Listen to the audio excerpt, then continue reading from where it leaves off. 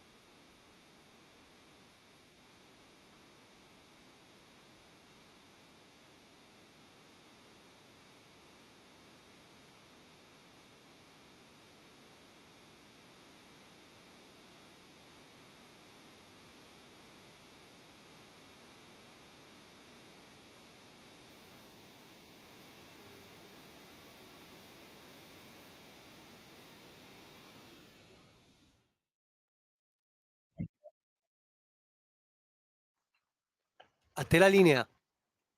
Grazie caro Lawrence, questi erano i Bachman Turner Overdrive con You Ain't Seen Nothing Yet. Non avete visto ancora niente del 1974, amiche e amici miei, ma non dell'avventura. Buonasera, siete sulle magiche onde di Radio Libertà. Questo è Zoom, il drive time in mezzo ai fatti che ritorna alla sua consueta collocazione dalle 18 alle 20. Io sono Antonino Danna e questa è la puntata numero 846 del 23 settembre dell'anno del Signore 2024, lunedì.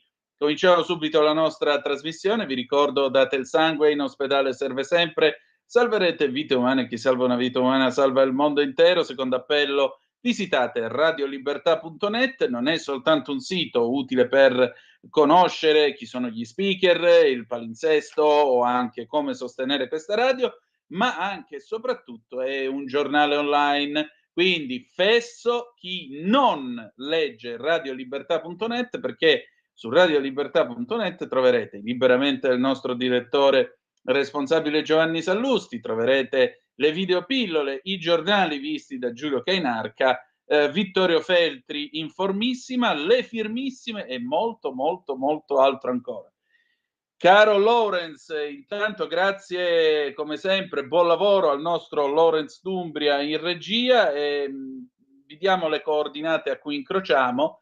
0292947222 se volete intervenire attraverso il telefono, oppure 340 se volete intervenire 340 670 9659 ovviamente, se volete intervenire attraverso il WhatsApp o la Zappa, che dir vogliasi, ladies and gentlemen, potete mandare anche degli audio. 846, permettete, stasera avremo la professoressa Anna Bono, parleremo di immigrazione, di Keir Starmer, degli inglesi che vogliono seguire il sistema ideato dall'attuale governo, parleremo poi di Israele, parleremo della sua lotta contro Hezbollah con Gian Andrea Gaiani, l'ombra dell'Iran e così via.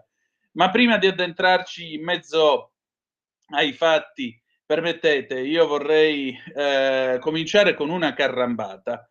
Il giornalismo può essere considerato anche, permettetemi, una sorta di messaggio in bottiglia. 846 è questa puntata, ma 846 erano anche i kilohertz su cui si prendeva sulle onde medie Radio 2 più di 30 anni fa, ed era quella la voce che accompagnava i viaggi che facevamo in famiglia da e per la Sicilia, giorno e notte. A quel tempo l'autostrada Messina-Palermo non era finita, per cui tante volte noi ci si fermava a Santo Stefano di Camastra, in questo bar si chiamava Bar Vittoria, che era proprio davanti al palo del chilometro 150 della litoranea Messina-Palermo.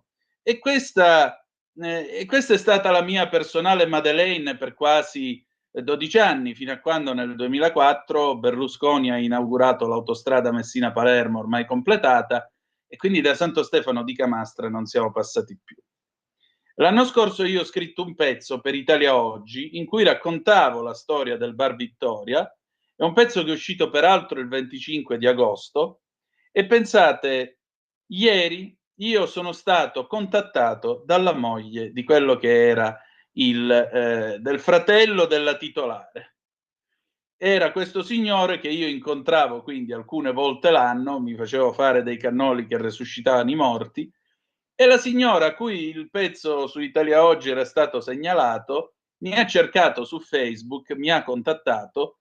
Il bar ora non è più Bar Vittoria, è stato chiuso appunto 6 anni fa, ora si chiama Da Franco ed è in via Umberto I, lì a Santo Stefano, una delle vie più eleganti della città delle ceramiche, da cui è venuta anche la giara di Pirandelliana memoria.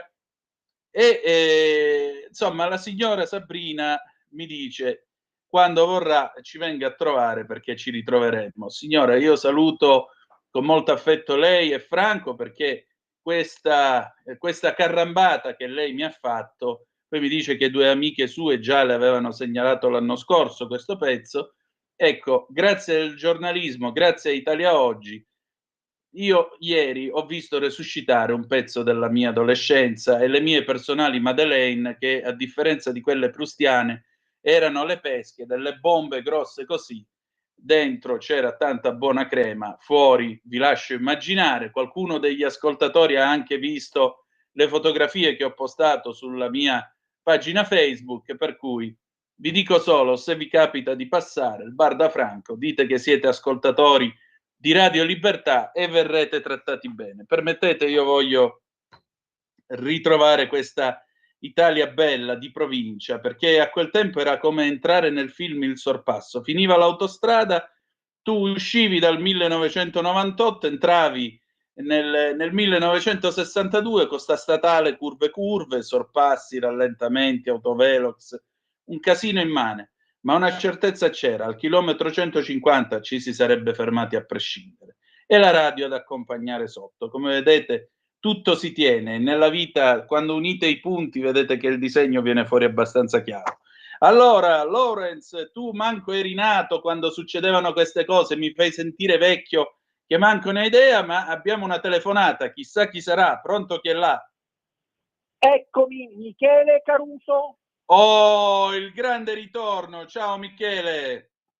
Buonasera a te, Antonino, all'equipe e al parterre degli ascoltatori, parterre de roi, perché sono bentornato di una radio non qualsiasi, la radio senza filtri né censure, la voce libera, Radio Libertà, la talk radio per eccellenza, e sono ben lieto, onorato anzi, di aprire le danze del filo diretto del programma di infotainment Zoom, il drive time in mezzo ai fatti, insieme a Antonino Danna, sulle frequenze di Radio Libertà, la talk radio per eccellenza, trasmissione seguitissima, molto interessante e gradevole, che tra l'altro vorrei ricordare è stata insignita del microfono d'oro la stagione scorsa, e speriamo che anche questa stagione se lo meriti e lo vinca.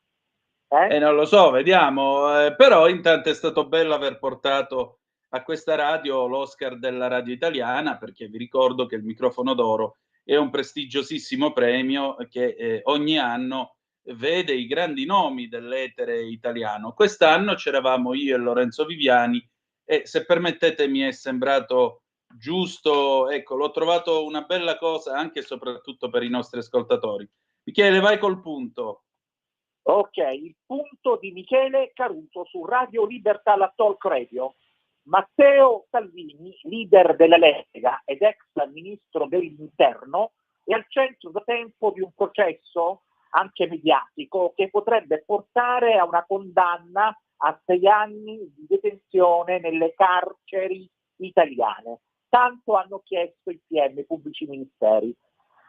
L'accusa riguarda il caso Open Arms, una vicenda risalente all'agosto 2019, quando il premier era ancora Giuseppe Conte e Salvini, allora titolare Tucur del Viminale, impedì lo sbarco di 147 migranti a bordo della nave della ONG spagnola Open Arms, costringendoli a rimanere per giorni in mare e in porto. Il blocco fu attuato nell'ambito della politica porti chiusi, che avevano sbandierato lo stesso Conte e i suoi ministri di riferimento, tra cui lo stesso ministro Salvini, che lo adottò essendo di sua pertinenza.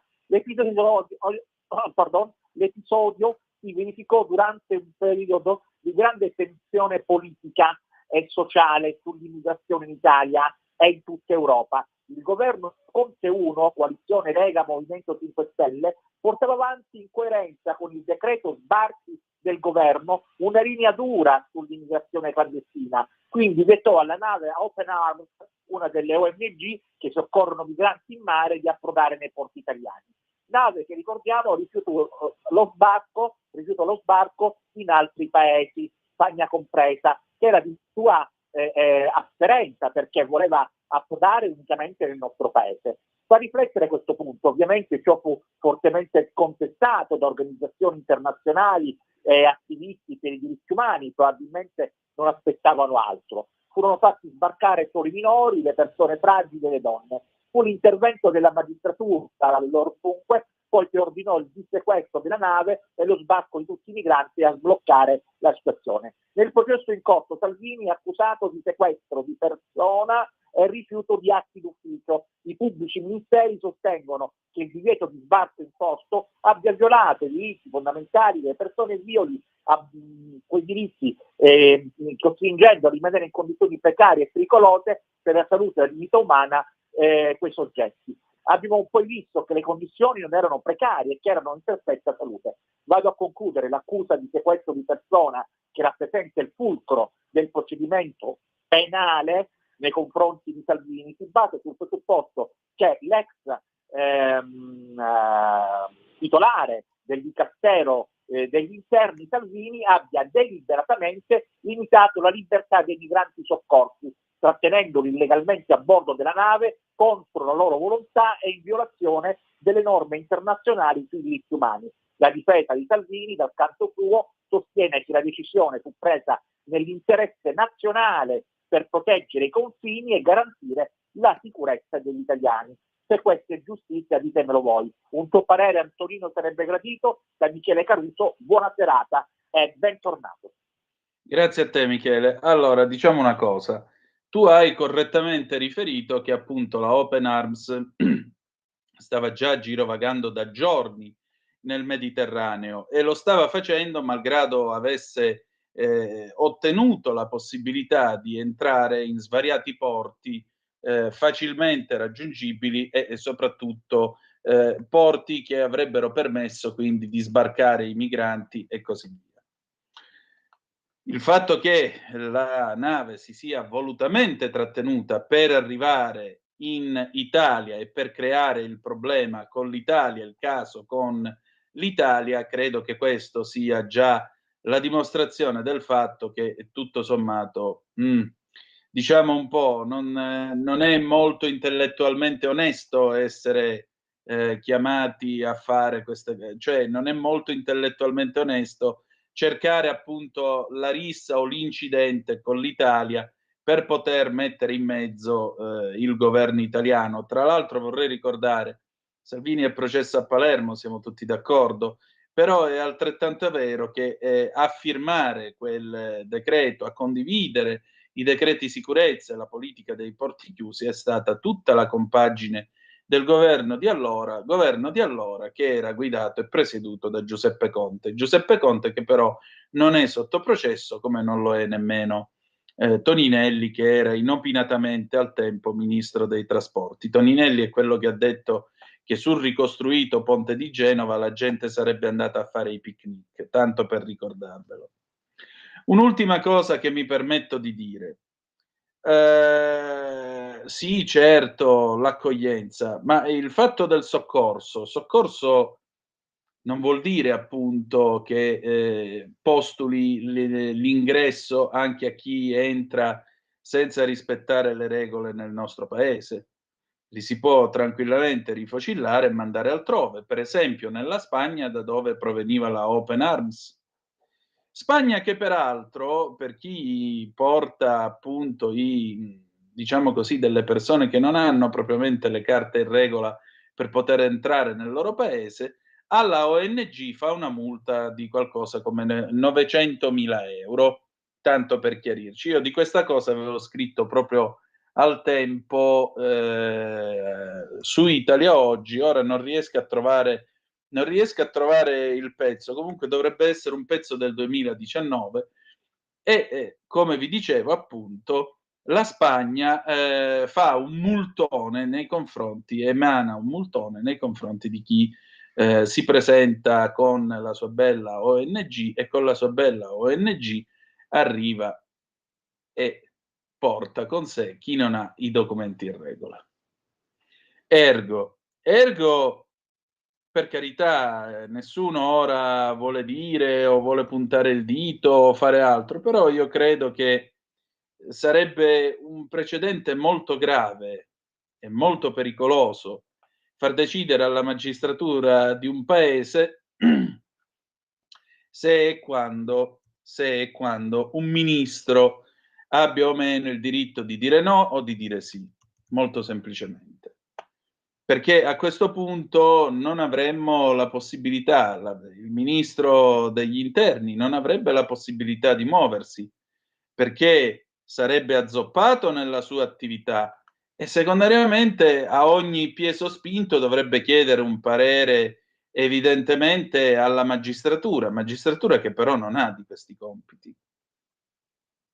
Non tocca alla magistratura sindacare le decisioni di un ministro dell'interno, specialmente nel momento in cui il ministro decide che c'è una nave che da giorni sta volutamente andando in giro per il Mediterraneo e sta volutamente cercando lo scoppio del caso politico, del caso umanitario con l'Italia, quando ha rifiutato tutt'altri porti che avrebbe potuto raggiungere agevolmente.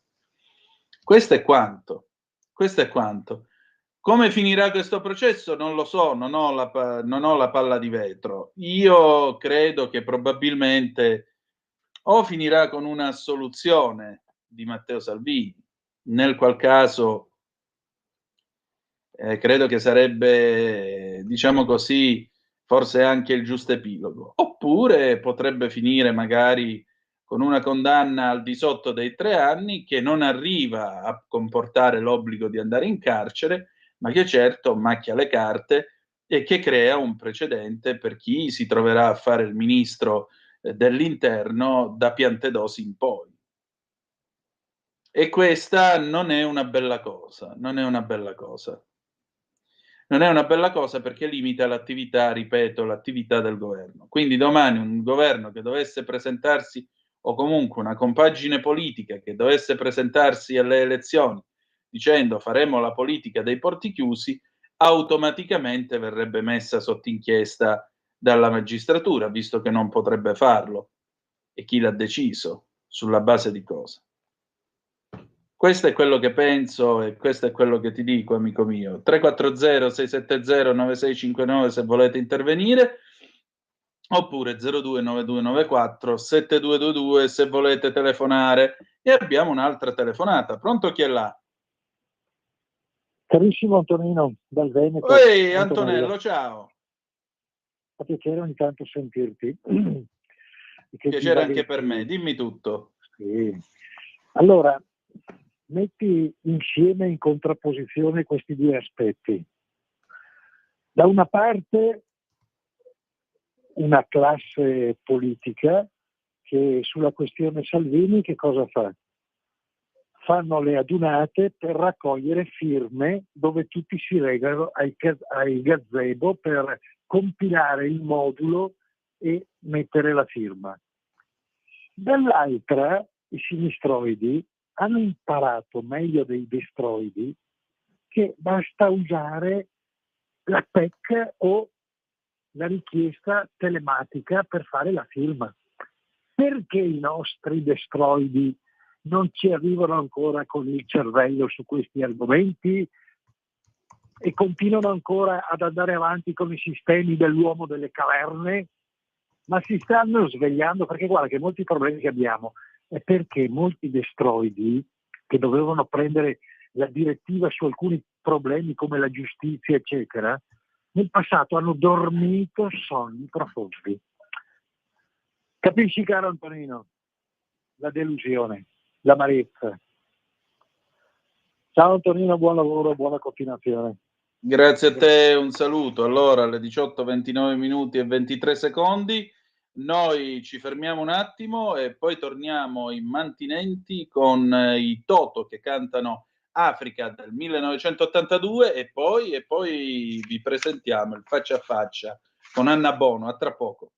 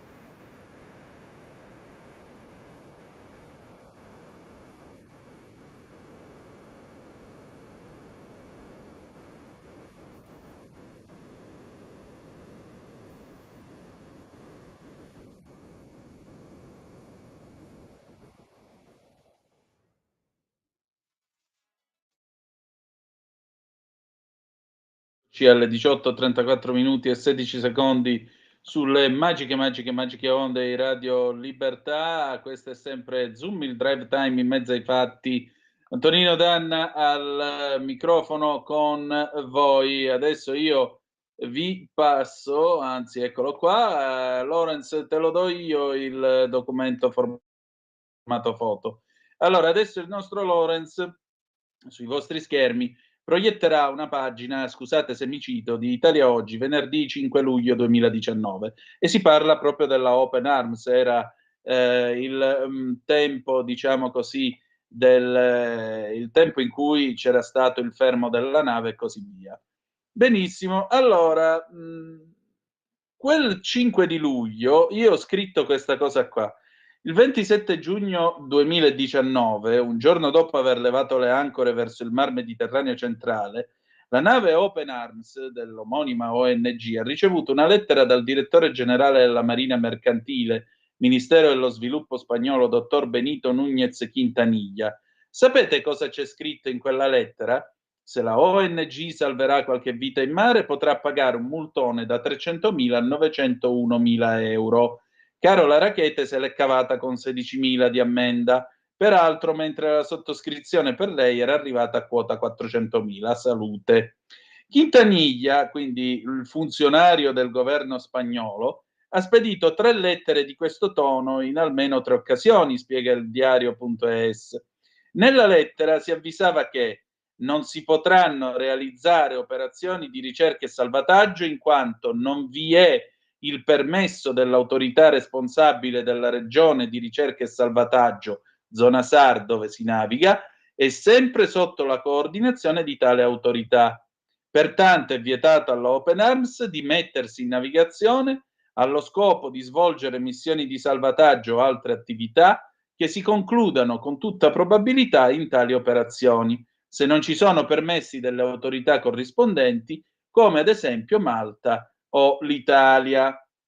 Insomma, per il governo spagnolo, che parla per bocca di Quintanilla, le operazioni di salvataggio devono essere di carattere spontaneo oppure occasionale, con motivo della navigazione normale dell'imbarcazione, saranno sottoposte al rispetto delle normative nazionali o internazionali sul salvataggio in mare. Esempio stupido ma chiaro. Se il comandante del Villa, che è uno dei traghetti delle ferrovie dello Stato che collega la Sicilia con la Calabria, trova un migrante che sta affogando in mezzo allo stretto di Messina e lo salva, è un conto.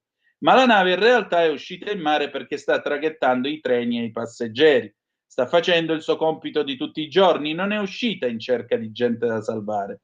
E qua è lo stesso, Open Arms è in navigazione? Bene, se le capita di incrociare disgraziati è un conto, se va a mettersi volutamente in acque libiche, aspettandosi di incrociare barconi o gommoni senza benzina, come ha fatto Carola, è un altro paio di maniche. Trovandosi facendo, Quintanilla, che è appunto questo direttore generale del Ministero della Marina Mercantile spagnola, ricorda all'Open Arms che le autorità spagnole potranno ordinare alla nave il suo ritorno in un porto spagnolo per rendere effettivo il suo fermo se Open Arms persevererà nella condotta di svolgere operazioni di ricerca e salvataggio senza rispettare quanto le è stato imposto per legge. I multoni quindi scatterebbero per infrazioni contro la sicurezza marittima o contro la gestione del traffico marittimo e il ritiro della patente nautica del comandante, al momento tal Gonzalo Gomez, sulla base di infrazioni gravi o molto gravi contro la sicurezza marittima. Chiaro? Questo tanto per chiarirvi le idee su come lavorano gli spagnoli e su come la ragionano in questo campo. E allora veniamo al faccia a faccia di questa sera. Questa sera è tornata a trovarci la professoressa Anna Bono, che ha parlato con me di un pezzo che ha pubblicato sulla Nuova Bussola Quotidiana qualche giorno fa. Keir Starmer, lo sapete, il primo ministro inglese, è venuto in visita in Italia, ha incontrato la Meloni e ha detto che tutto sommato il sistema ideato dalla Meloni, quindi di questi centri di scrematura dell'immigrazione in Albania, gli interessano e che sono un'idea intelligente. Ecco, apriti cielo, è stato considerato un maiale, uno che fa schifo perché si è messo con la fascista, si è messo col governo di destra, eccetera, eccetera, eccetera.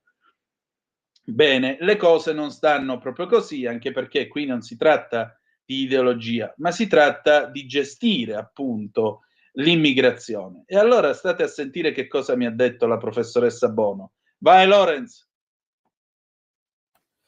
E allora la mia prima ospite di questa sera qui a Zoom, finalmente tornato nell'orario del drive time, è, la conoscete tutti, la professoressa Anna Bono, che è africanista e in particolare molto attenta al tema dell'immigrazione. Tema dell'immigrazione di cui ha scritto sulla Nuova Bussola Quotidiana qualche giorno fa e ha sottolineato una cosina che in questo paese è passata un pochettino sotto silenzio. Perché? Perché Keir Starmer, il primo ministro di Sua Maestà Britannica, che Dio lo salvi, Carlo III, è stato qua in Italia, ha incontrato Giorgia Meloni e nell'incontrare Giorgia Meloni si è anche congratulato per il piano Albania, cioè l'idea di utilizzare l'Albania come luogo nel quale far sorgere dei centri di scrematura degli immigrati, centri di scrematura che dovrebbero aiutare il nostro paese chiaramente a regolare e disciplinare ancora meglio il flusso dell'immigrazione sul nostro territorio. Per queste parole di apprezzamento, peraltro Starmer è quello che ha appena cancellato l'accordo che era stato fatto dal suo predecessore Sunak con il Ruanda per rilocarvi gli immigrati nel Regno Unito, accordo che però adesso interessa e interessano anche le strutture al tedesco Olaf Scholz, quindi diciamo così potrebbe essere lavoro già pronto, vanno a buco fatto per modo di dire i tedeschi. Ecco, per aver lodato Giorgia Meloni, Starmer viene crocifisso a sinistra, sei andato dalla fascista, hai lodato la fascista, maiale, insomma, gliele hanno dette di tutti i colori. Professoressa, ma che sta succedendo, per favore? Che lei, grazie a Dio, ci chiarisce sempre le situazioni, ci chiarisce pure questa.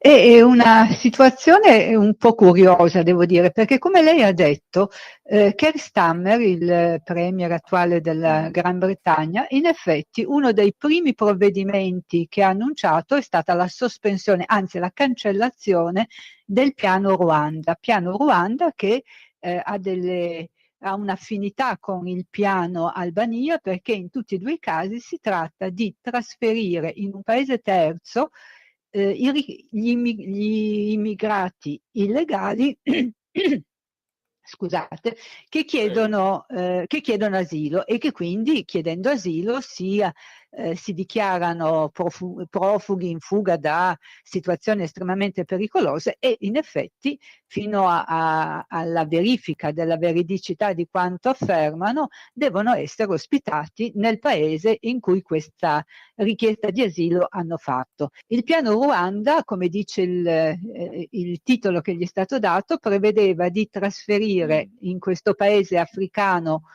non tutti i richiedenti asilo, perché l'idea, e questo è un concetto condivisibile e generale, non si mandano i minori non accompagnati, non si mandano le persone con fragilità che già hanno dovuto affrontare un viaggio non facile e che quindi è giusto trattenere nel proprio territorio. Il piano Albania in sostanza consiste proprio nel trasferire in due centri, uno di prima accoglienza e uno poi invece di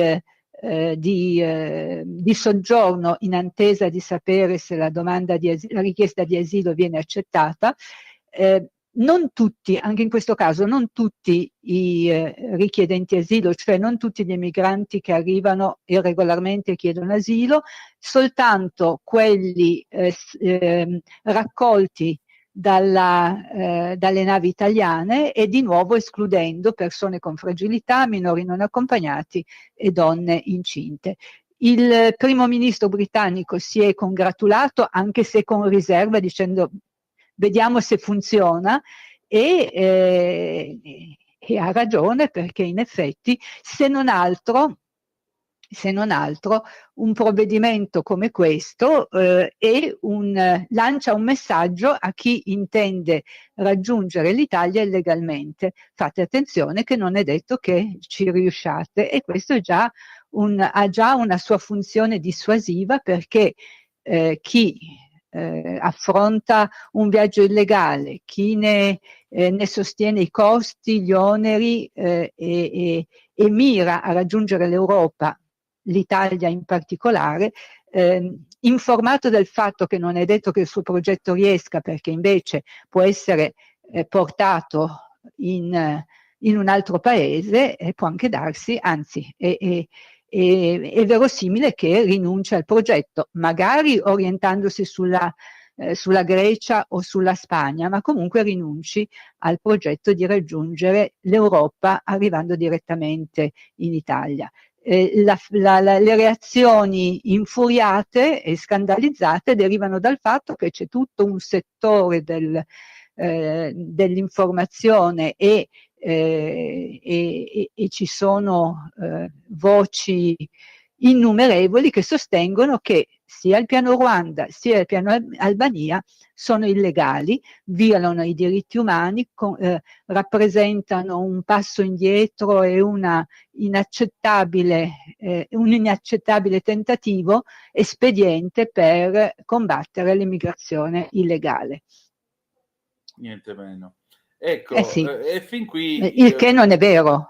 Ecco, ma fin qui direi che la cosa è abbastanza chiara. La cosa che però lascia esterrefatti è che davanti... Cioè, qui non si fa più la discussione, l'idea è buona, può servire. Ma semplicemente, siccome l'idea è stata emessa da XY è il nostro avversario, quindi necessariamente quell'idea fa schifo, e chi va a parlare con XY e dice ma quell'idea è buona, necessariamente uno che, se non è un traditore, poco ci manca. Ma è mai possibile che la politica si sia ridotta a questo settarismo? È mai possibile? Perché, vede, ora io le voglio riferire una cosa che mi ha raccontato qualche anno fa in un'intervista il professor Curini, il politologo della Statale, che ogni tanto è mio ospite, mente molto lucida, lui va più da Pellegrin che da me, però noi non siamo gelosi. E lui diceva questo: io sono stato in America, mi portano una sera a cena e la padrona di casa mi dice sì, noi qui siamo una famiglia di democratici, noi non abbiamo amici repubblicani per nessun motivo. Ma allora questa non è più politica. È certo che no, è settarismo ed è un pessimo modo di concepire la politica e di utilizzare gli strumenti che si hanno a disposizione quando si ricoprono cariche politiche, cariche amministrative. Lo sconcerto e lo scandalo, ha detto giustamente lei, è che un leader come Starmer pensi anche soltanto di interessarsi a un progetto che è stato formulato dalla destra e che quindi di per sé è inaccettabile. Lui invece l'ha fatto e rendiamo atto di questa sua... forse un politico un pochino diverso da quello appena descritto. Certo che Starmer sta affrontando e deve per forza affrontare una situazione analoga a quella italiana, ma in condizioni ancora più paradossali, perché io penso che questa informazione possa interessare il pubblico di Radio Libertà, perché lui deve far fronte a un'immigrazione illegale che proviene praticamente tutta dalla Francia. Sì. Il problema che la Gran Bretagna deve risolvere è l'arrivo su dei barchini, su delle piccole imbarcazioni di migliaia, decine di migliaia di persone ogni anno che dalle coste francesi tentano di raggiungere, per lo più raggiungano quelle inglesi. Allora, qual è il paradosso? Qual è l'assurdità di una situazione di questo genere? Sono tutte persone che chiederanno asilo quando vengono soccorse sulle rive britanniche, ma chiedono asilo provenendo da un paese in cui già non corrono nessun pericolo e in cui già avevano la possibilità sicuramente di chiedere asilo. Quindi è proprio un caso palese, indiscutibile, che smentisce la narrazione generale prevalente sugli immigrati. Si tratta di persone che vogliono raggiungere la Gran Bretagna perché questo è il loro obiettivo e lo vogliono fare illegalmente. A me sembra la situazione limite, estrema. Ripeto, la Convenzione di Ginevra, il diritto internazionale prevede che una persona minacciata nella vita e nella libertà abbia il diritto di entrare illegalmente in un paese e chiedere aiuto e non possa essere rimandata indietro se effettivamente questa è la sua situazione. Ma chi si imbarca dalla Francia, dalle coste francesi, ripeto, è già in un paese sicuro, la Francia, ci mancherebbe, e dove ha avuto, se lì è arrivata, lasciamo perdere come, comunque lì ha già potuto e dovuto, tra l'altro, perché anche questo prevede la Convenzione di Ginevra, chiedere asilo. Solo che se queste persone chiedono asilo in Francia, poi devono rimanere in Francia. Loro vogliono raggiungere la Gran Bretagna e quindi si comportano così. Certo, ma diciamo una cosa, mi sembra però che l'idea di creare questi centri di scrematura all'estero stia facendo ampi proseliti. Sì, allora com'è? Ci sono dei paesi d'Europa che sono razzisti apertamente, altri invece che sono democratici e quindi come tali si premuniscono contro l'immigrazione. Mi sembra che questa sia un'Europa schizofrenica, nella quale ognuno alla fine fa quello che vuole. Questo è vero, però è anche vero che in effetti, soprattutto negli ultimi mesi, è andato crescendo il numero degli Stati membri dell'Unione Europea che in effetti si rendono conto, ammettono che il modo in cui finora si è affrontato il problema dei flussi migratori illegali non ha funzionato e che quindi bisogna ricorrere ad altri mezzi.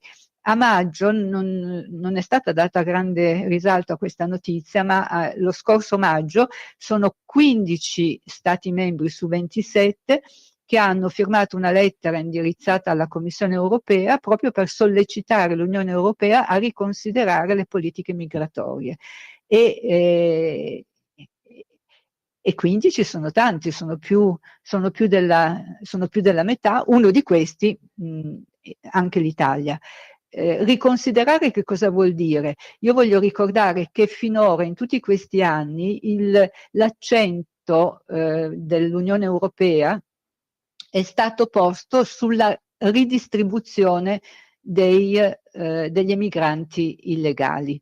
Giustamente si è detto l'onere di questi arrivi grava inevitabilmente sui paesi di frontiera, non soltanto per quel che riguarda il Mediterraneo, Spagna, Italia, Grecia e Malta, ma anche i paesi invece che sono la frontiera orientale di terra dell'Unione Europea. Come dicevo, l'accento è stato messo sulla ridistribuzione per alleviare il peso economico e non soltanto degli arrivi, peraltro con un susseguirsi di fallimenti, perché alla fine non ha mai, anche essendo stati approvate degli accordi per ridistribuire in altri paesi gli emigranti illegali, alla fine questi accordi non hanno funzionato. Ma l'errore è stato di concentrarsi su questo che non è un rimedio, anzi sì, è un rimedio perché in effetti servirebbe a distribuire su tutto il territorio dell'Unione Europea e non soltanto concentrare in alcuni paesi gli emigranti illegali, però sono gli emigranti che già arrivano. L'obiettivo su cui adesso molti paesi puntano o cercano di puntare è proprio che non arrivino, e se arrivano vengano trasferiti in paesi terzi non Unione Europea. Capito. Senta, ma in tutto questo però resta ancora in piedi tutto il sistema dei dublinanti, tutto quel sistema di riallocazione volontaria e così via. Ma nel momento in cui gli europei comunque creano questa sorta di posti di frontiera avanzati, diciamo così, qualcuno da sinistra potrebbe dire campi di concentramento, ma mi viene difficile definirli in tale maniera. Diciamo, mentre i paesi europei creano questa rete, ognuno per i fatti suoi, di posti avanzati, non sarebbe anche il caso di rivedere a questo punto anche gli accordi europei in tema di immigrazione? Perché nel momento in cui tu hai tutta questa rete, che potrebbe essere una rete integralmente europea, allora ognuno se ne prende in percentuale e si fanno parti uguali, o no? Sì, questo sì, solo che a quanto pare uno dei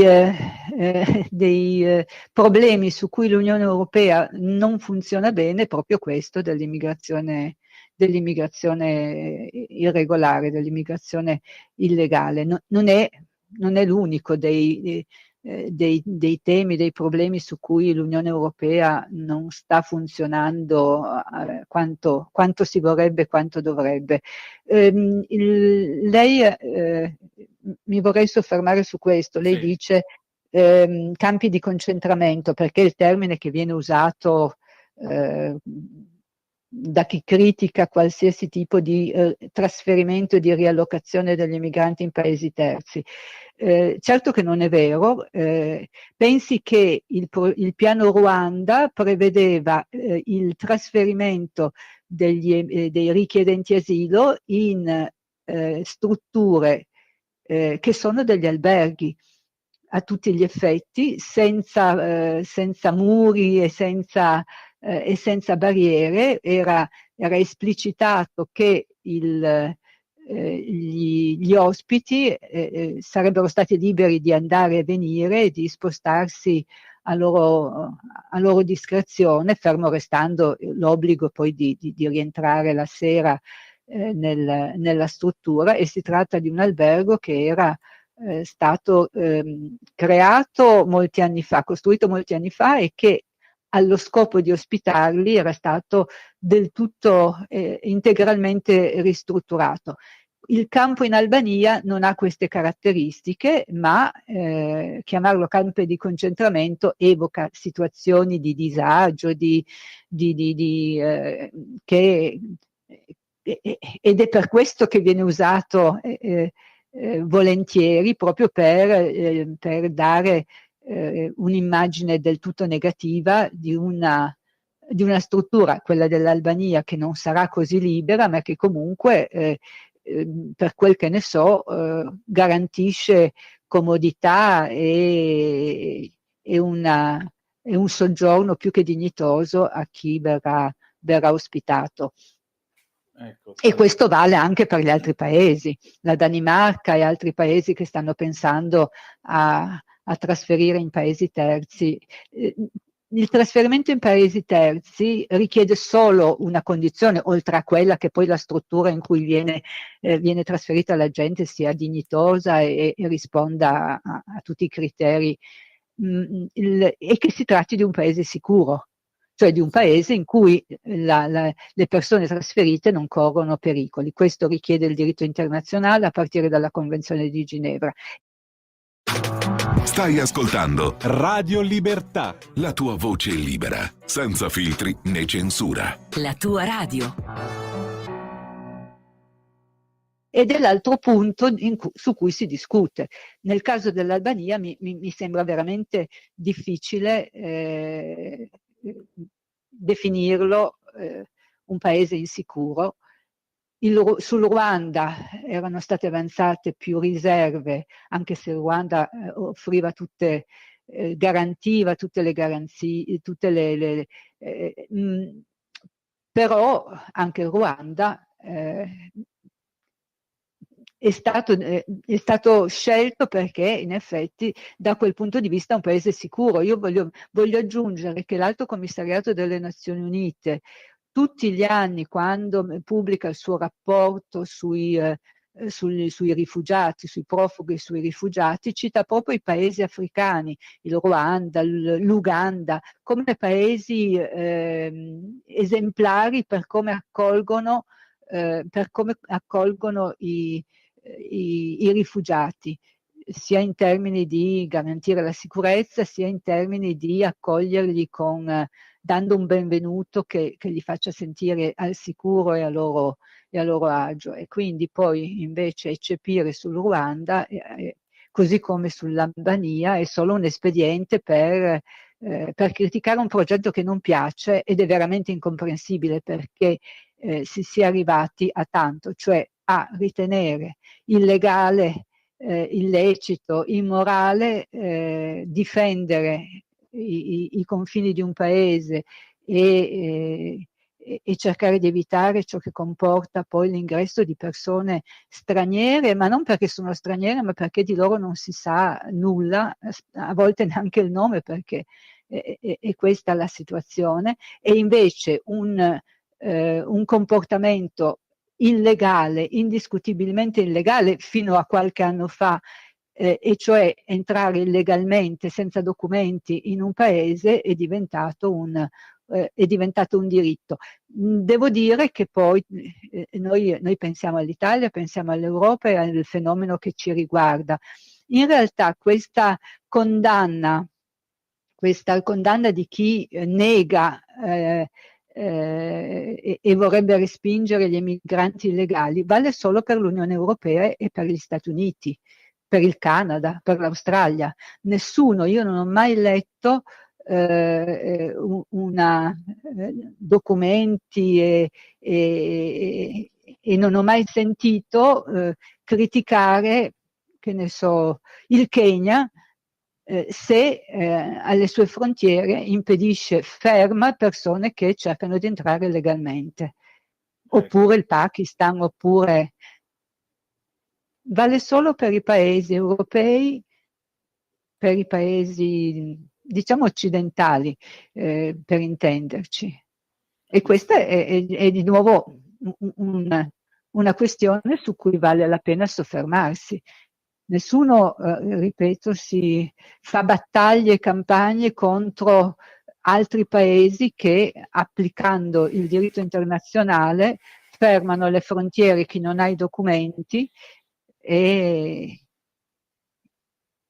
quindi applicano un diritto Infatti indiscusso, salvo appunto che per i nostri paesi, per l'Unione Europea, la Gran Bretagna, gli Stati Uniti, il Canada, l'Australia, la Nuova Zelanda, e qui mi fermo. Insomma, siamo sempre alla solita storia del razzismo ora contro l'uomo bianco. Sì. Quindi, poi noi due che stiamo parlando siamo anche eterosessuali e cattolici, veda lei. Mamma mia, un disastro. Che brutta lei gente poi, che c'è. Dica. Io se non altro sono una donna, lei che è un maschio è anche... Sì, io peggio ancora. Sì. Peggio ancora. Il maschio bianco è proprio il peggio. Vabbè, davvero. Poi ci si scherza, ma è molto grave questo, naturalmente. Senta, ma riuscirà questa specie di Unione Europea a individuare una gestione unitaria dei flussi di immigrazione? Cioè, abbiamo avuto Frontex, abbiamo avuto le operazioni di pattugliamento, e vabbè, pattugliamo. Ma parliamo invece di gestire i flussi. Può nascere, secondo lei, un'agenzia europea di gestione dei flussi anche di questi centri avanzati? Non lo so, veramente non so rispondere. E effettivamente qui è come azzeccare un terno all'otto, vista anche l'irrazionalità di questa Unione Europea. Infatti. Senta, E certo, dica. mi permetta, quello che l'Unione Europea almeno dovrebbe fare, e in parte lo ha fatto in passato, ma dovrebbe farlo meglio, più, e invece collettivamente come Unione Europea gestire i rapporti con i paesi da cui partono gli emigranti illegali e dei paesi di transito, cioè i paesi attraversati dalle rotte di terra che portano poi al Mediterraneo o alle frontiere orientali dell'Unione Europea. Questo ogni singolo paese, l'Italia ci sta provando, ma ogni singolo paese da solo non ha le forze per farlo efficacemente e in modo duraturo.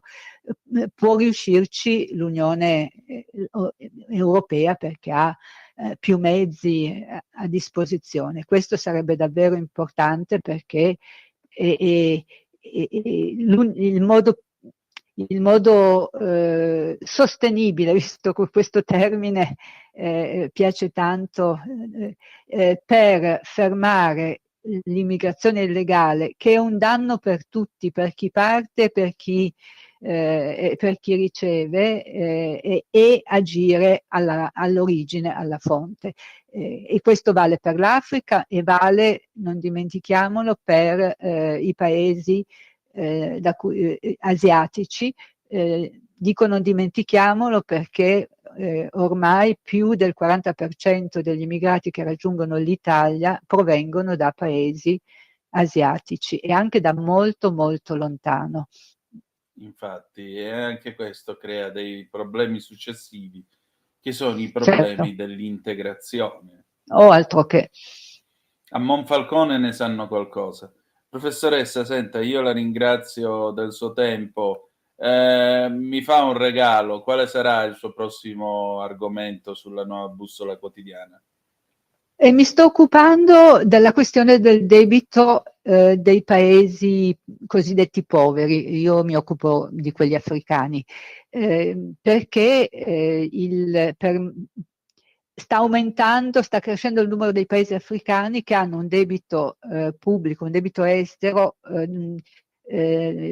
insostenibile. Già negli anni scorsi, negli ultimi 2 anni, hanno dichiarato default 4 paesi, altri rischiano di farlo o per evitare di farlo devono ulteriormente indebitarsi, cioè devono chiedere prestiti per poter pagare i debiti che se no appunto sono costretti a dichiarare default. Allora ritorna di fronte a questa situazione effettivamente gravissima, ritorna l'idea di cancellare i debiti, di rimettere i debiti, e io voglio parlare di questo sostenendo che è una pessima idea, perché sia perché i debiti sono contratti con qualcuno che quel denaro ha prestato ed è giusto che gli ritorni indietro,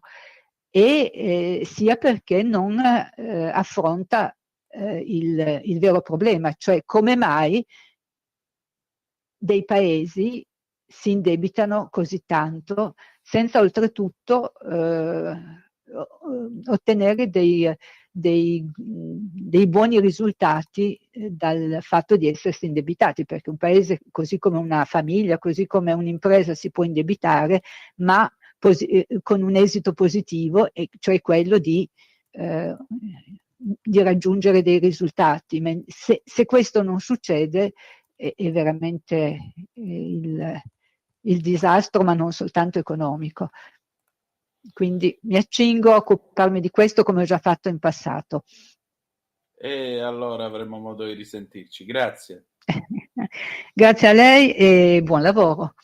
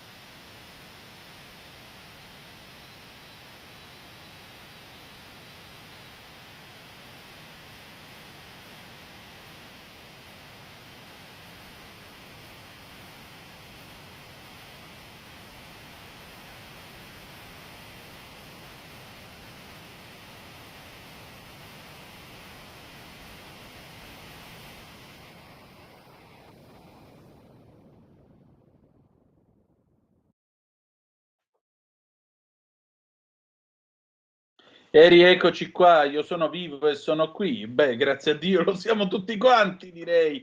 Le 19, 13 minuti e 53 secondi in questo momento. Mi tolgo gli occhiali così sono più bello, anche piacione, volendo, sulle magiche, magiche, magiche onde di Radio Libertà. Antonino Danna al microfono con voi, è sempre il vostro programma di riferimento del Drive Time, almeno per voi che ci state ascoltando. Zoom, il drive time in mezzo ai fatti. Ebbene sì, in questa puntata numero 846.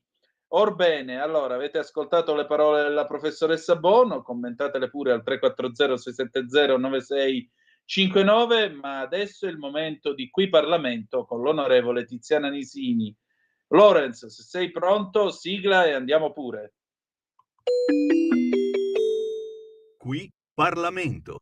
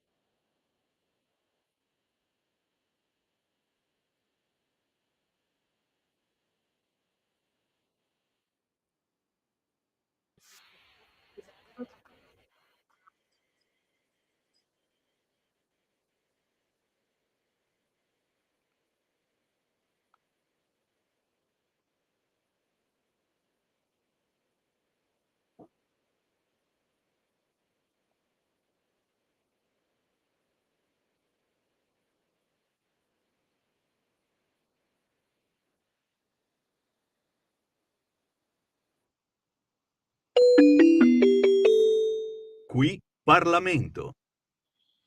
E allora alle 19 minuti e 18 secondi in questo momento, sempre sulle magiche onde di Radio Libertà, Antonino Danna al microfono con voi per Zoom, il drive time in mezzo ai fatti. Il telefono è aperto 0292947222 se volete dire la vostra, oppure 340 670 9659 se volete intervenire attraverso la zappa o WhatsApp che dir vogliasi.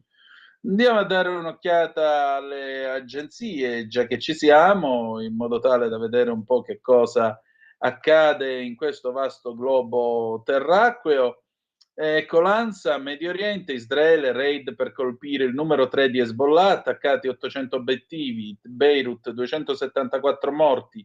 In Libano è guerra, nel mirino il comandante Ali Karaki, centinaia di famiglie in fuga. Netanyahu, non aspettiamo la minaccia, la anticipiamo. Teheran, Tel Aviv cerca un conflitto più ampio.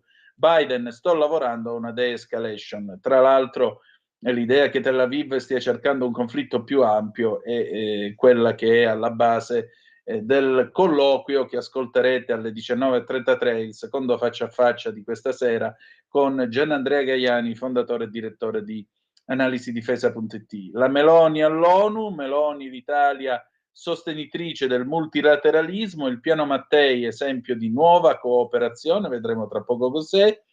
Il processo a Filippo Turetta, il legale dei cecchettin, rimborso stimato in 1 milione, la sentenza sarà il 3 dicembre. Non so, io non credo che alla carne umana si possa dare un valore, il valore di una vita di una ragazza di 22 anni che si affaccia al mondo non lo compra 1 milione. Ma nemmeno tutto l'oro del mondo, veramente. Modena uccide la madre, dopo 24 ore confessa in diretta TV. Veramente il mondo è pieno di personaggi che ve li incarto, davvero particolari. Va bene, diamo un'occhiata a quello che sta succedendo allora in quel di Israele. Alle 18.55 Gallant, il ministro della difesa israeliano, scrive l'ANSA, Yoav Gallant afferma che gli attacchi stanno distruggendo le infrastrutture di Hezbollah che erano state costruite per decenni e che il leader di Hezbollah, Hassan Nasrallah, ora è rimasto solo. Lo riferiscono i media israeliani. In questi giorni stiamo distruggendo ciò che Hezbollah ha costruito in 20 anni. Nasrallah è rimasto solo al vertice, intere unità della forza Radwan sono state messe fuori servizio e decine di migliaia di razzi sono stati distrutti, ha affermato dal suo ufficio. Biden invece dichiara che sta lavorando a una de-escalation in Libano. Biden che oggi riceve alla Casa Bianca il presidente degli Emirati Arabi Uniti, per la prima volta a Washington nella storia dei rapporti tra i due paesi. Infine Netanyahu si rivolge direttamente ai cittadini libanesi invitandoli ad abbandonare le zone di conflitto. Tiratevi fuori dai guai ora, non lasciate che Hezbollah metta in pericolo le vostre vite e quelle dei vostri cari, dice il premier israeliano. Una volta terminata la nostra operazione potete tornare sani e salvi alle vostre case. Prosegue nel messaggio in cui denuncia che per troppo tempo Hezbollah vi ha usati come scudi umani, ha piazzato razzi nei vostri salotti e missili nei vostri garage. Quei razzi sono puntati sulle nostre città e per difendere il nostro popolo dobbiamo eliminare queste armi, aggiunge. Infine, l'obiettivo del raid israeliano sulla periferia sud di Beirut era Ali Karaki, comandante del fronte meridionale di Hezbollah, numero 3 dell'organizzazione, lo riferisce il quotidiano Haaretz. Andiamo a vedere invece questo veramente caso incredibile di cronaca. Non si dovrebbe dire, facendo giornalismo, di casi incredibili, perché uno potrebbe dire allora io perché devo starci a credere se tu dici che è incredibile. Comunque l'ANSA uccide la madre, dopo 24 ore confessa in diretta TV. A Spezzano di Fiorano la vittima aveva 80 anni. Lo cercavano da ieri pomeriggio coi droni, temendo che dopo aver ucciso l'anziana madre avesse deciso di togliersi la vita o potesse fare altri gesti gravi. Ma dopo 24 ore Lorenzo Carbone, 50 anni, è invece tornato a casa sua a Spezzano di Fiorano Modenese, in Piazza delle Rose. E davanti a casa è stato intercettato da un giornalista di Pomeriggio 5, Fabio Giuffrida. Tra le lacrime l'uomo ha confessato l'omicidio e lo ha fatto in diretta televisiva. Poi il giornalista della trasmissione condotta da Mirta Merlino ha chiamato i carabinieri che lo hanno portato in caserma, dove è stato interrogato formalmente. Verrà preso un provvedimento cautelare a suo carico. Rispondendo alle domande del giornalista, l'uomo ha ammesso di aver strangolato la madre ottantenne, Loretta Levrini. Non so perché l'ho fatto, ha detto, visibilmente provato. Non è chiaro dove sia stato nelle ore in cui era ricercato, in particolare nella zona della Bocciofila di Fiorano, e controllando fossi e canali del territorio. Sono stato a Pavullo, ha detto sempre ai microfoni, così per allontanarmi. Poi ha raccontato nei dettagli anche come ha strangolato la madre con un laccio dopo aver provato in altri modi. Non so perché l'ho fatto, ha ripetuto singhiozzando. Loretta Levrini era stata trovata ieri pomeriggio dall'altra figlia verso le 17, quando questa era andata a fare la visita come ogni fine settimana. L'anziana era sul letto, strangolata con un laccio, presumibilmente nel corso della mattinata di domenica. La figlia e sorella dell'indagato ha avvisato una vicina, poi sono state allertate le forze dell'ordine per le ricerche e le indagini coordinate dal PM Giuseppe Amara. Fin da subito i sospetti sono stati indirizzati su Carbone, risultato essere irreperibile. Secondo chi li conosceva era una famiglia riservata con la mamma anziana e qualche patologia e il figlio convivente disoccupato da tempo. Non risulta seguito dai servizi sociali del territorio. Sabato, come faceva quasi tutti i weekend, era andato a prendere le pizze per lui e per la madre. Io ho solo una considerazione da fare. Le domande su come l'hai ammazzata le doveva fare il maresciallo dei carabinieri, non il collega. Non lo so, non capisco lo scoop, capisco quello che volete, però nel momento in cui quello ti dice l'ho ammazzata, chiami i carabinieri, non stai a chiedere come l'hai ammazzata, raccontaci, dacci i dettagli, dai, su. Non è una cosa che condivido, perdonate, non la condivido, non la capisco e magari sono limitato io, perdonate. Oh, la Meloni all'ONU, sempre l'ANSA. Viviamo un tempo di crisi, però le crisi nascondono sempre un'opportunità.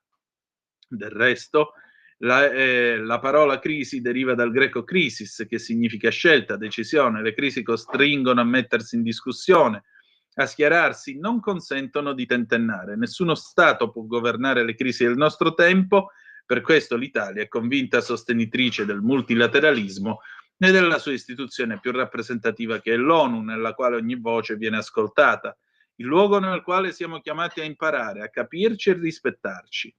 Lo afferma la Premier Giorgia Meloni parlando al vertice del futuro all'ONU.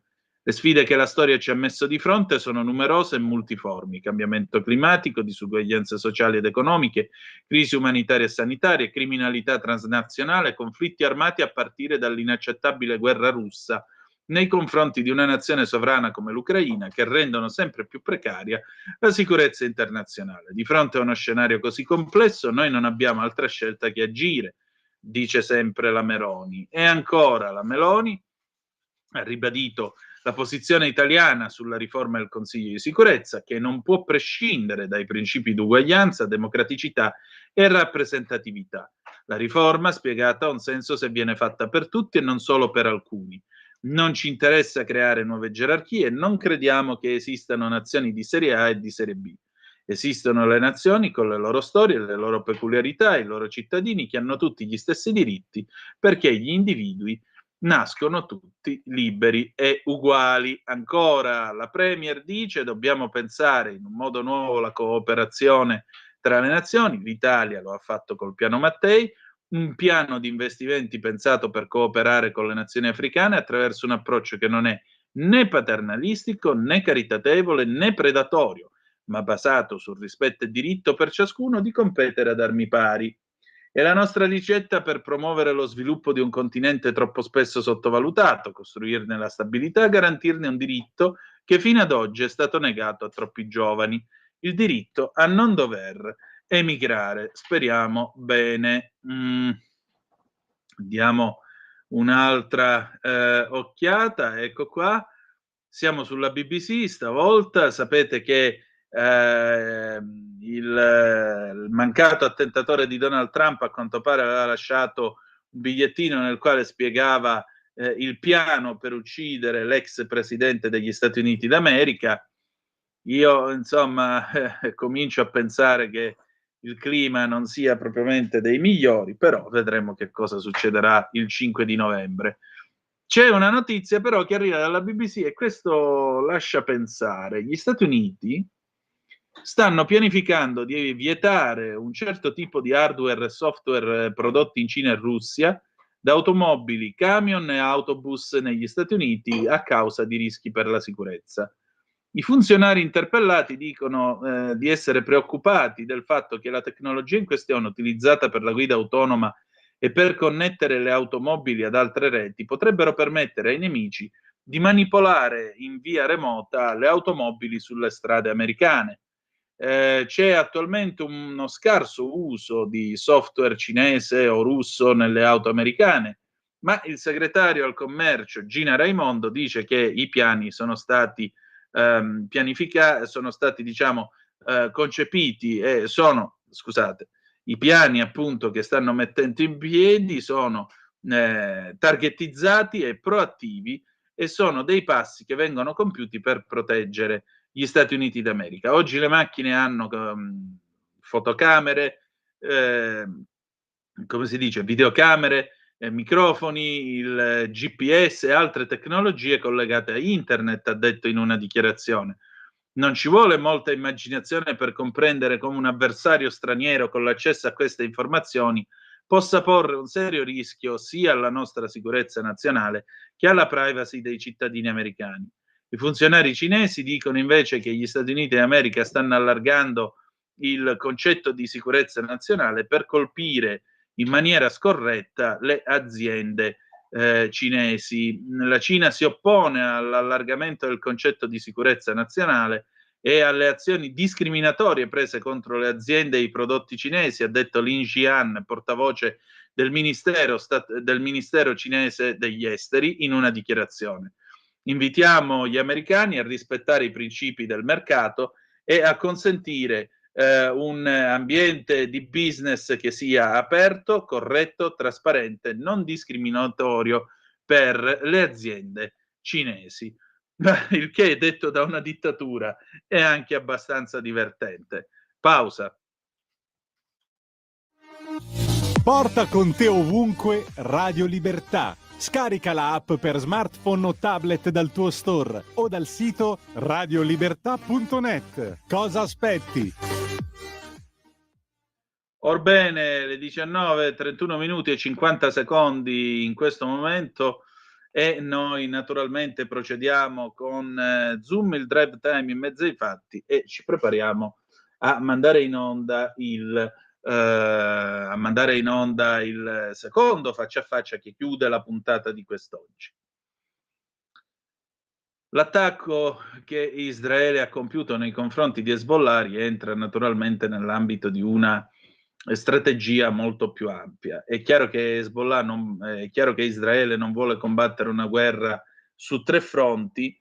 Uno è Gaza contro Hamas, il secondo appunto è nel nord del Golan, sulle alture del Golan occupate con la guerra dei 6 giorni, quindi il confine con il Libano e dunque Hezbollah, e infine gli Houthi nello Yemen, tutti e 3 mantenuti, foraggiati e aizzati da Teheran. Ora, abbiamo visto tutti l'attacco spettacolare in stile 007 che il Mossad ha compiuto con l'esplosione dei cercapersone, ma anche con l'esplosione qualche giorno dopo delle radio ricetrasmittenti utilizzate dai terroristi di Hezbollah. Vi ricordo che Hezbollah non è la San Vincenzo, non ha nei suoi piani far attraversare la strada alle vecchiette, ma distruggere lo Stato di Israele, esattamente come Hamas. Allora, delle due l'una, cosa sta succedendo e perché Israele non si ferma? Questo io l'ho chiesto a Gianandrea Gaiani, che sul tema ha determinate idee. Adesso andiamo con il faccia a faccia e poi ci salutiamo con gli Audio 2 alle 20 del 1995. Grazie per essere stati con noi. Zoom torna domani alle 18.05 trattabili sulle magiche onde di Radio Libertà. E ricordate che malgrado tutto, the best is yet to come, il meglio deve ancora venire. Vi ha parlato Antonino Danna. Buonasera. E allora, torna stasera a trovarci Gianandrea Gaiani, che è il fondatore e il direttore di analisidifesa.it, e come potete immaginare lui è il nostro uomo di fiducia, il nostro esperto di fiducia quando si tratta di questioni belliche, geostrategiche e geopolitiche. Allora, caro Gianandrea, Buonasera a tutti. Ben trovato. Grazie. Allora, io leggo sulla Nuova Bussola Quotidiana questo tuo pezzo, il cyberattacco israeliano in Libano continua, non è chiaro perché adesso. Diciamo una cosa, io l'ho trovato un'operazione veramente da film di James Bond, cioè alla stessa ora 4.000 cerca persone che esplodono e l'indomani peraltro altri 200 credo walkie-talkie che esplodono pure questi alla stessa ora perché arriva un segnale e saltano per aria. Da un lato mi sembra che Israele abbia riaffermato nei confronti di Hezbollah, nei confronti dei suoi avversari, la propria capacità, diciamo, di agire, di colpire, anche la capacità tecnologica, perché è un colpo veramente raffinato. Dall'altro lato è anche un colpo molto spettacolare, perché questa azione alla James Bond in fondo un po' serve anche al Mossad, visto e considerato che Israele si era fatta, diciamo così, era stata attaccata da Hamas, malgrado ci fossero tutti i segni di un potenziale agguato che a quanto pare era stato segnalato in ogni caso dagli 007 di Tel Aviv, ma di cui la politica non si era interessato.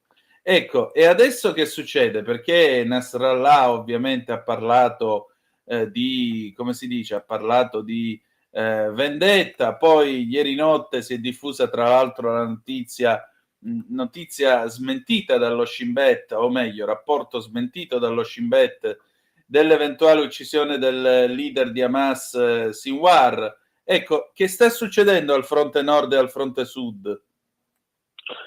Ma insomma, diciamo che il colpo di mano che tu hai ben raccontato rappresenta un successo dell'intelligence israeliana, perché è riuscita a infiltrarsi, pare già da 15 anni, in una serie di fornitori di equipaggiamenti per le comunicazioni di Hezbollah, quindi riuscendo a infilarsi anche a quanto pare, da quello che si è appurato, con società fantasma che acquisivano contratti per rifornire i miliziani o i leader di Hezbollah di sistemi di comunicazione che venivano preventivamente, cioè prima della consegna, venivano minati con cariche esplosive. Quindi certo un successo che non è di cui oggi si vedono i frutti, ma che è un successo che viene da lontano, quindi da un'operazione di infiltrazione che è cominciata anni fa per poter inserire società legate a Israele nella catena dei fornitori di Hezbollah, quindi un'operazione che diciamo ha certo una sua storia molto, molto lunga. Detto questo, dobbiamo chiederci perché Israele abbia dato il via a questa serie di esplosioni, perché questa è un'azione terroristica, va riconosciuto, perché il conto sarebbe stato se Israele avesse fatto esplodere i cercapersone, i walkie-talkie di combattenti o comandanti di Hezbollah nel momento in cui veniva lanciata un'offensiva militare israeliana nel sud del Libano, di cui da tanto tempo si parla e che probabilmente Israele è pronto a scatenare nel momento in cui forse completerà le operazioni militari a Gaza, per non avere due fronti troppo impegnativi e accesi contemporaneamente. Però questo attacco è avvenuto nel pomeriggio, colpendo sì molti esponenti di Hezbollah, ma mentre si trovavano con le loro famiglie nei supermercati, quindi provocando anche danni collaterali, anche vittime civili. Ed è un'operazione che ha avuto il sapore dell'intimidazione nei confronti di Hezbollah, perché non ha una sua ragione militare, non è avvenuta all'interno di una grande offensiva militare. L'operazione di intimidazione nei confronti di Hezbollah che è continuata e che è di provocazione al tempo stesso. Infatti Nasrallah ha detto: ci vendicheremo, ma stabiliremo noi come e quando. Perché? Perché in termini strategici questa iniziativa contro Hezbollah così come i bombardamenti del consolato iraniano a Damasco, così come l'uccisione del leader di Hamas a Teheran, hanno a mio parere l'obiettivo che Israele persegue da tempo di trascinare dentro il conflitto Hezbollah, ma soprattutto l'Iran, che è il grande alleato di Hezbollah. Non ci dimentichiamo che diversi cercapersone sono esplosi anche in Siria, dove ci sono miliziani di Hezbollah, ma è rimasto gravemente ferito anche l'ambasciatore iraniano in Libano. Questo cosa ci dice? Che Israele ha colpito anche un diplomatico iraniano, ma ci dice che il sistema di comunicazioni che Hezbollah ha creato, e Nasrallah da tempo diceva usiamo i cercapersone invece dei cellulari per rendere più difficile l'individuazione da parte della guerra, dei reparti di guerra elettronica israeliani. Comunque nella catena di comando e controllo di Hezbollah c'era anche l'ambasciatore iraniano in Libano, però questo attacco colpisce ancora una volta anche l'Iran. Israele cerca di coinvolgere nel conflitto Hezbollah e soprattutto l'Iran. Perché? Perché è consapevole che mentre i suoi alleati occidentali non risparmiano critiche al governo israeliano per le distruzioni, le devastazioni e i tanti morti, i palestinesi dicono più di 41.000, poi con quasi 100.000 feriti, poi ovviamente non ci sono fonti neutrali che possano verificare questi numeri, però a Gaza le devastazioni provocate dall'attacco israeliano hanno determinato forti critiche al governo israeliano da parte dell'Occidente. Se Israele riesce ad allargare il conflitto all'Iran e a Hezbollah, queste critiche si compatterebbero, si scioglierebbero come neve al sole e le potenze occidentali affiancherebbero Israele di fronte alla minaccia dell'Iran. C'è da dire anche che le vittime libanesi, le vittime di Hezbollah godono in Occidente di molte meno sensibilità e simpatia che non quelle palestinesi. Ecco, ma diciamo così, a questo punto però Hezbollah dice ci prenderemo la nostra vendetta, ma come fai a prenderti la vendetta su un nemico che ti ha dimostrato di essere potentemente superiore a te, sia tecnologicamente che militarmente? Attenzione, Hezbollah ha la capacità di colpire pesantemente con bombardamenti di razzi tutto il nord della Galilea, tutto il nord di Israele, la regione della Galilea, dove sono decine di migliaia gli israeliani che sono dovuti sfollare dalle loro case. Questa guerra sta provocando gravissimi danni alla società israeliana e soprattutto all'economia israeliana. Il porto di Eilat è da un anno quasi paralizzato dal blocco fatto dagli Houthi all'imboccatura del Mar Rosso. Il nord di Israele, area industriale che orbita intorno al porto di Haifa, è sotto minaccia di attacchi quasi quotidiani con i razzi di Hezbollah, quindi io non credo che Hezbollah non abbia gli strumenti per fare male a Israele, anzi. Poi attenzione, perché se la guerra dovesse svilupparsi con un attacco israeliano nel sud del Libano, e dove Israele ha già avuto per tanti anni, per 20 anni quasi, dall'82 al 2000, il controllo di quella fascia di sicurezza che va dal confine mal definito fra Israele e Libano e il fiume Litani, oggi presidiata anche dai caschi blu, ma vi sono anche le milizie di Hezbollah, cioè riconquistare quel territorio per Israele non sarebbe una passeggiata. E già negli anni scorsi, quando Israele ha fatto penetrazioni pesanti in Libano, si sono scontrati contro le capacità militari di Hezbollah, che è molte volte più forte di Hamas, non solo in termini numerici, ma anche di capacità militari vere e proprie.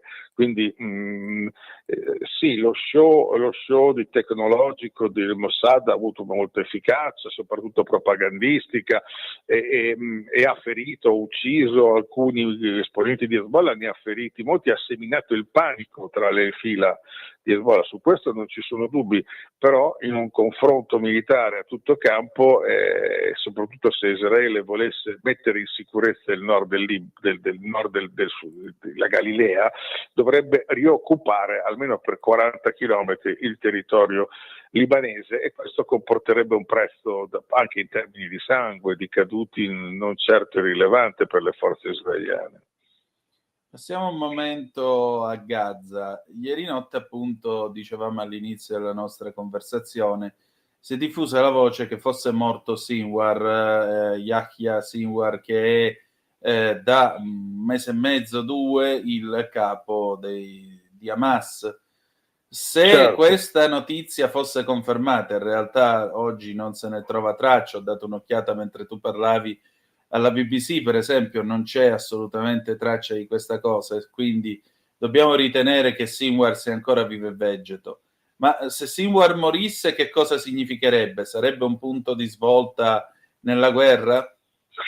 Ma guarda, io credo che queste organizzazioni che sono milizie, ma che sono ormai dei veri e propri eserciti costituiti da anni, che hanno una loro struttura militare, uccidere un leader non significa decapitare l'organizzazione, significa che qualcun altro prenderà il suo posto, potrà essere più o meno prestigioso, potrà essere più o meno esperto di azioni militari o terroristiche, però diciamo che invece Israele già da tempo, il Ministero della Difesa israeliano dice che le operazioni a Gaza hanno quasi raggiunto l'obiettivo di distruggere le capacità militari di Hamas, che manca poco a raggiungere questo obiettivo, che è l'obiettivo che Israele si è dato e ha ufficializzato al mondo quando è entrato con le sue forze armate a Gaza il 27 ottobre del 2023, cioè 20 giorni dopo l'attacco di Hamas al territorio israeliano. Sembrava una campagna che Israele potesse risolvere in pochi mesi, in realtà fra poco, sono già ormai 10 mesi, 9 mesi 10 mesi che si combatte, e probabilmente questa campagna arriverà a compiere un anno di vita, insomma, visto che il 7 ottobre non è poi così lontano, e anche il 27, no? Quindi Israele però ha bisogno di poter avere un successo che gli possa consentire di definire la vittoria, di annunciare la vittoria nella campagna militare a Gaza. Questo sia per ragioni di prestigio politico di Netanyahu e anche militare. Israele, insomma, dovrà pure alla fine raggiungere l'obiettivo o annunciare di averlo raggiunto, perché se Israele non raggiunge il suo obiettivo, allora vuol dire che l'obiettivo l'ha raggiunto Hamas, che deve sopravvivere per vincere questa guerra. Dall'altro, Israele deve prima o poi arrivare a almeno una sospensione delle operazioni a Gaza, perché questo gli chiedono gli americani. Gli Stati Uniti, a ridosso ormai del voto presidenziale il 5 novembre prossimo, l'amministrazione Biden e soprattutto la vicepresidente e candidata per il prossimo mandato Kamala Harris hanno bisogno di un cessate il fuoco a Gaza. Perché? Perché questa vittoria, questo piano, che è stato chiamato piano Biden addirittura, Biden stranamente non è in condizioni di fare il candidato, a quanto sembra anche il presidente fa fatica a farlo, però evidentemente è stato in grado di mettere a punto un piano. Perché gli è stato dato il piano al presidente americano? Perché l'America democratica, il Partito Democratico, il candidato democratico hanno bisogno di poter sbandierare il successo nella sospensione delle operazioni a Gaza, perché una fetta importante dell'elettorato del Partito Democratico, i giovani, i progressisti, ma anche quella fetta sempre più importante in America di voto islamico, che certo non vota repubblicano negli Stati Uniti, sono fette di voto democratico che rischiano, che Kamala Harris rischia di perdere, perché l'appoggio che gli Stati Uniti danno a Israele viene criticato da ampie fasce dell'elettorato del Partito Democratico, dopo quello che è successo a Gaza, insomma le devastazioni che abbiamo tutti visto bene enfatizzate anche sui media, e quindi Netanyahu può continuare a dire no a Biden, ma all'amministrazione americana, a Washington, a Blinken, ma solo fino a un certo punto, e non può fermarsi prima di aver dichiarato una vittoria, perché sennò dovrebbe ammettere la sconfitta. Ed è su questi giochi più politici che militari che credo si svilupperanno le iniziative nelle prossime settimane. Certamente. Senti, per andare, diciamo, un po' a chiudere questa nostra carrellata, Libano con Hezbollah, Gaza con Hamas e gli Houthi? Beh, gli Houthi per ora possono dire di aver vinto la loro campagna militare, perché hanno paralizzato il traffico nel Mar Rosso, non l'hanno chiuso del tutto, ma in buona parte sì. Hanno costretto moltissime compagnie commerciali marittime e armatori a deviare le loro navi circumnavigando l'Africa. Questo ha colpito sicuramente i commerci nei porti israeliani, ma anche nei porti mediterranei, perché ovviamente bloccando o mettendo a pericolo le navi all'imboccatura sud del Mar Rosso, il traffico che va verso nord circumnaviga l'Africa, ma anche buona parte del traffico che da nord viene a sud, perché passare Suez poi significa dover poi passare da quello stretto. Quindi gli Houthi hanno avuto un grande successo, ne hanno avuto anche un altro, perché ne hanno avuti 3 di successi. Hanno raggiunto l'obiettivo di ostacolare e rallentare, se non bloccare del tutto, il traffico mercantile nello stretto di Bab el-Mandeb. Sono riusciti con le loro armi a colpire Israele in più occasioni, sia droni che missili, pare addirittura ipersonici, quindi molto difficili da intercettare. E poi il terzo successo è che hanno resistito ai bombardamenti reiterati, gli attacchi reiterati della flotta anglo-americana e anche israeliani, degli aerei israeliani, che colpiscono il territorio yemenita ormai da novembre scorso, no? Noi sappiamo che ci sono 2 gruppi di navi, quella guida anglo-americana che colpiscono, oltre a scortare le navi, colpiscono il territorio degli Houthi, le basi di lancio degli Houthi di droni e missili. Poi c'è la flotta europea che invece si limita, che ha una nave francese, una tedesca e un'italiana, che si limita a scortare i mercantili. L'offensiva militare anglo-americana, gli attacchi anglo-americani hanno indotto gli Houthi ad allargare il loro raggio d'azione. Perché? Perché gli Houthi all'inizio colpivano solo le navi israeliane o di proprietà di armatori israeliani. Dopo gli attacchi anglo-americani hanno cominciato a colpire anche le navi di quei paesi che fanno parte di quella coalizione che li sta colpendo. E questo ovviamente ha aumentato il numero di obiettivi e di bersagli. Noi dovremmo chiederci quanto questa flotta anglo-americana, bombardando gli Houthi e quindi imponendo loro di aumentare il numero di bersagli marittimi, abbiano fatto i nostri interessi, perché ovviamente questa deviazione del traffico mercantile che da est viene verso ovest avvantaggia in Europa i porti dell'Atlantico, perché le navi che circumnavigano l'Africa solitamente scaricano i container a Rotterdam o in qualche porto francese del nord dell'Atlantico, e questo penalizza i porti del Mediterraneo, inclusi quelli italiani, e quindi l'azione militare anglo-americana contro gli Houthi non è stata risolutiva, non ha fermato le operazioni degli Houthi, non li ha sconfitti, anzi il contrario, ma ha penalizzato, alla fine ha determinato conseguenze che hanno penalizzato certo più noi europei del sud, noi italiani, di quanto non abbia certo penalizzato i porti americani o del nord Europa, considerato che chi circumnaviga l'Africa poi attraverso l'Atlantico raggiunge questi porti. Un dettaglio: l'Olanda, paese che fa parte dell'Unione Europea, non ha mandato una nave a supporto dell'operazione della UE, ma ha mandato una nave all'interno della flotta anglo-americana che bombarda gli Houthi. Perché? Chiediamoci quanti vantaggi ha l'Olanda nel vedere il traffico mercantile che prima entrava nel Mediterraneo e scaricava a Gioia Tauro, a Genova, a Trieste. Oggi queste navi scaricano a Rotterdam, e quindi ovviamente per l'Olanda un grandissimo vantaggio. Certo, chiaramente. Senti, per concludere, ma ci dobbiamo aspettare sorprese dall'Iran in questo caso? Ma allora l'Iran stanno cercando in tanti di coinvolgerlo in questa guerra, perché ovviamente coinvolgendo l'Iran dopo poi il fronte occidentale si dimenticherebbe dei morti di Gaza e almeno le grandi potenze occidentali si potrebbero schierare con Israele per combattere il regime degli Ayatollah, ma che tra l'altro viene sempre più messo sotto tiro perché è diventato un alleato ancora più importante di prima della Russia. Le guerre spesso sono collegate tra loro. Il fatto che la guerra in Ucraina, la guerra in Medio Oriente abbia cementato ulteriormente le relazioni politiche, economiche, militari tra Russia e Iran ha aumentato l'ostilità dell'Occidente verso l'Iran.